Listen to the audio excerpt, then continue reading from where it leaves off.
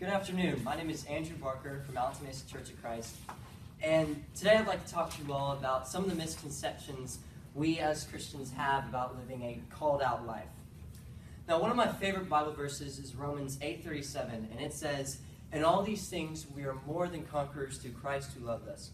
Now, the first time I ever read this verse was a couple summers ago at a summer camp, and I just really love the imagery of this verse. I imagine myself as kind of this He-Man, and kind of ripped shirt, bulging muscles, thunderstorms out all around me, like a sword in one hand, a damsel in distress in the other. And so, and me saying, "Here I am," to do God's will, of course, but here I am. And you can see I was more focused on the conqueror part of this verse, and not through the Christ who loved us part. And I guess the camp high I had paired with that imagery. Unwisely made me think I was untouchable. And that was kind of the mindset I had going into this last school year, my junior year. I was really happy. I was finally a junior, no longer an underclassman, and I was really excited to be a leader on both my soccer team and my cross-country team. And I thought this was really going to be my year to be successful and to really be a conqueror for God. So last September, I showed up for a cross-country practice. And it wasn't a regular cross-country practice. It was our famous donut run. We were going to run to the donut shop, and we would run faster on these runs than we would in the actual race. So we started, and I had been having some ankle problems for a while now. But again, the He-Man image in my mind, I didn't worry about it. And we were running pretty fast because, donuts. And then suddenly, I don't know what happened to this day, but I stepped wrong, and I heard a loud crack. And all the guys around me heard it too. And I felt the most excruciating pain I had ever felt up until that point.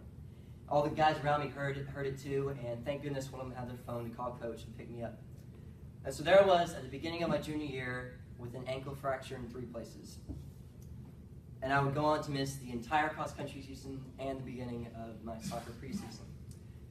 And those stories you hear about somebody going through a really bad hardship or really tough breakup or something like that, and they just get really angry at God and they start cursing His name. Well, I'd heard those stories, and I would think to myself, that'll never happen to me. My relationship with God is prime. But it happened to me. I became really bitter, and I just got really angry. And I tried to remain positive at first. I thought to myself, it's just a minor setback, and I will trust in what God has in store for me. But weeks passed by. I saw my cross-country team win district. I saw the guys getting ready for soccer season. I saw my friends out having fun, walking around.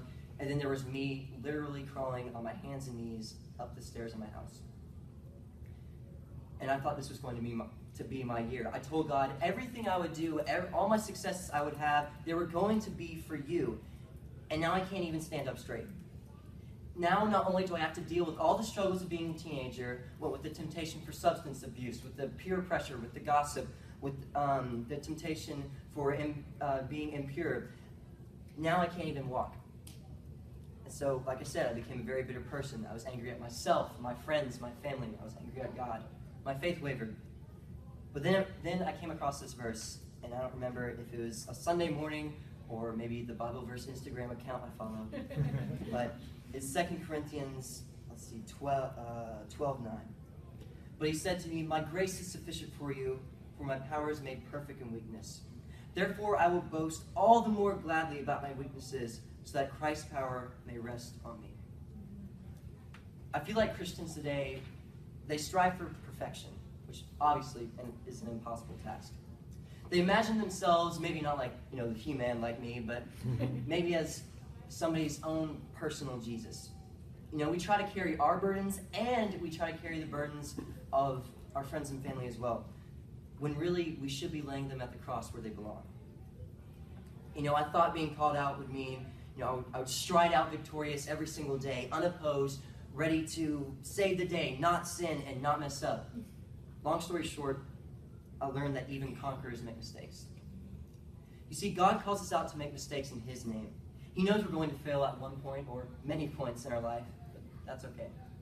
He wants us to repent and to reconcile in His name, and that's what I think being called out means. He wants us to make mistakes, live life, get down to do the dirty work, love others, and show them the way to God. We can't carry their burden. That wouldn't be fair to us, and it certainly wouldn't be fair to them.